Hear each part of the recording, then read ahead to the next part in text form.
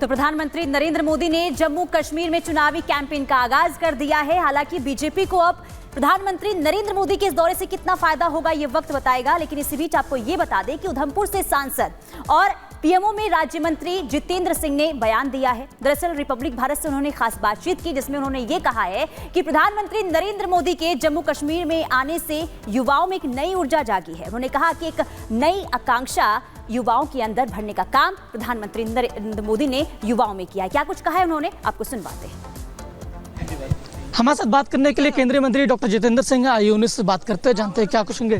प्रधानमंत्री ने आज जिस तरीके से डोडा से चुनावी संकनाद किया और 3 परिवार पर निशाना साधा और कहा कि युवाओं को लेकर उन्होंने कुछ नहीं किया, अपने लिए सब कुछ किया।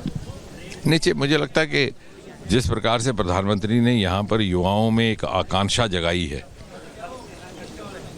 ये एक तरह का रिसर्जेंस ऑफ एस्पिरेशन है, डेमोक्रेटिक एस्पिरेशन भी है और एस्पिरेशन फॉर करियर प्रमोशन। क्योंकि पहले ये क्षेत्र पिछड़ा हुआ था। डोडा में 40-45 वर्ष के बाद किसी प्रधानमंत्री का आना अपने में ये संकेत है किस प्रकार की प्राथमिकता मोदी जी देते हैं। और उन्होंने अपने भाषण में जिक्र किया बैंगनी क्रांति का, जिसका जन्म इसी ज़िले से हुआ था, डोडा से भद्रवाह के शहर से, और ये उन्हीं के आशीर्वाद से हुआ। आज भद्रवाह इतना उभर करके सामने आया पर्यटक स्थल के रूप में, कृषि स्थल के रूप में, एग्री स्टार्टअप्स के केंद्र के रूप में, कि वहाँ पर 5 स्टार होटल निर्माणित होने शुरू हो गए। आज यहाँ केंद्र की राशि से मेडिकल कॉलेज निर्माणित हुआ। ये सब गत 10 वर्षों में हुआ और यही अब लोगों में समझ में आने लगी कि मोदी जी के होते पिछले 10 वर्षों में जिस तरह से अनेकों नए विकल्प, नए आयाम, नई अपॉर्चुनिटीज़ युवाओं को मिली हैं, उससे ये क्षेत्र वंचित रह गया और अब वो इसके लिए तैयार नहीं। वो मोदी जी के नेतृत्व की इस उभरते हुए भारत की भौगोलिक यात्रा का हिस्सा बनना चाहते हैं।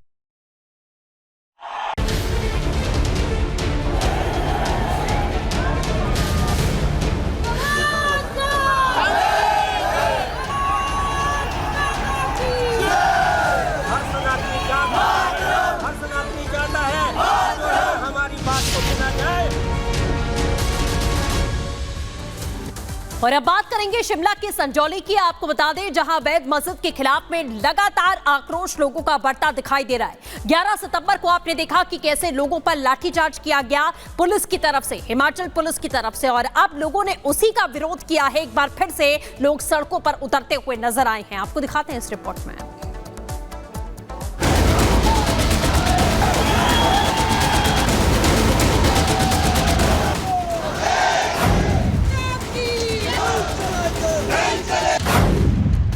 संजौली में मस्जिद पर घमासान, हिंदू संगठनों का शक्ति प्रदर्शन,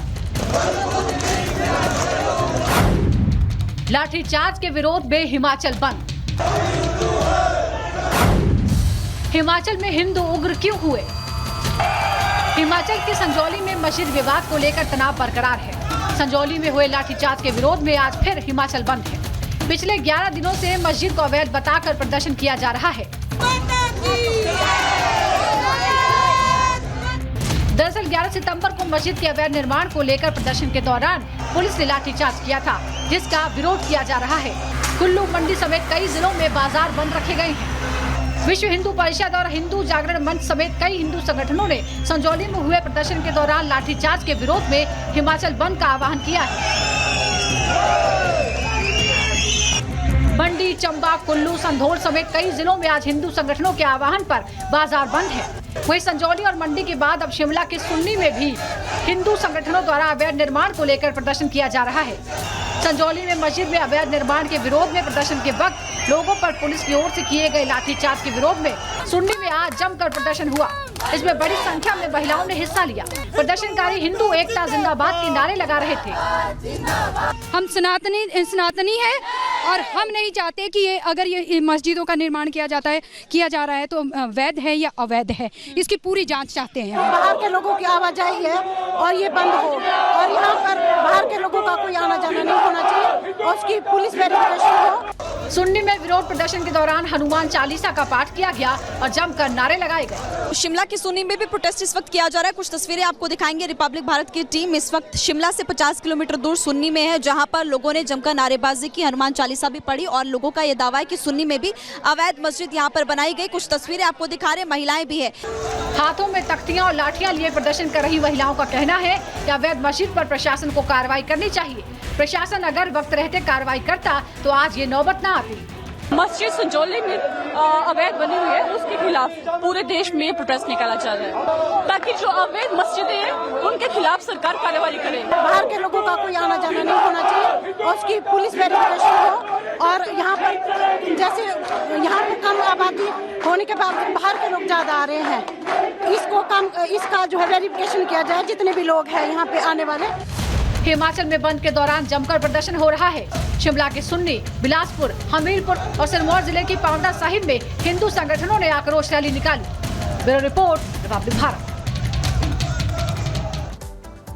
चलिए आगे बढ़ते हैं और अब बात कर लेते हैं पश्चिम बंगाल की मुख्यमंत्री ममता बनर्जी की, जो इन दिनों खूब इमोशनल कार्ड खेलती हुई नजर आ रही हैं। पहले खुद वो अपने इस्तीफे की पेशकश कर देती हैं और उसके बाद आज अचानक से धरना दे रहे जूनियर डॉक्टर्स के बीच पहुंच गई, जहां पर उन्होंने डॉक्टर से ये अपील की है कि आप धरना प्रदर्शन खत्म कर दीजिए, हम आपकी सभी मांगों को मानेंगे। लेकिन इसी बीच डॉक्टरों के साथ और ममता बनर्जी के साथ जबरदस्त तरीके से बयानबाजी भी हुई, बहसबाजी भी हुई और दूसरी तरफ जूनियर डॉक्टर्स जो हैं जबरदस्त तरीके से प्रदर्शन भी करते हुए नजर आए, नारेबाजी भी कर रहे थे। रिपोर्ट के जरिए आपको दिखाते हैं।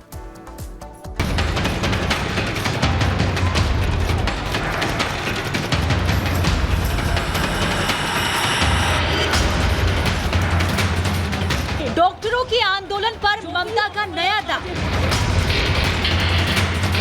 प्रदर्शन के बीच पहुंच गई बंगाल की CM.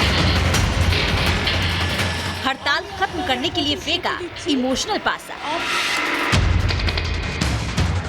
RG Kar medical rape murder case के बाद चल रहे जूनियर डॉक्टरों के हड़ताल को खत्म करने के लिए मुहिम की कमान खुद ममता बनर्जी ने संभाली है। डॉक्टरों को चौंकाते हुए खुद मुख्यमंत्री ममता बनर्जी उनके धरना स्थल पहुंच गए। ममता को देखकर डॉक्टर भी हैरान थे। आपको बता दें कि आरजीकर मेडिकल कॉलेज के जूनियर डॉक्टरों का धरना ममता सरकार की गले की फांस बन गया है।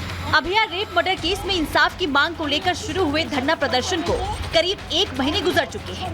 डॉक्टर अब सुरक्षा समेत अस्पतालों के बदतर हालात को लेकर सरकार को लगातार कटघरे में खड़ा कर रहे हैं, जिसे लेकर ममता सरकार के खिलाफ लोगों का गुस्सा बढ़ता ही जा रहा था।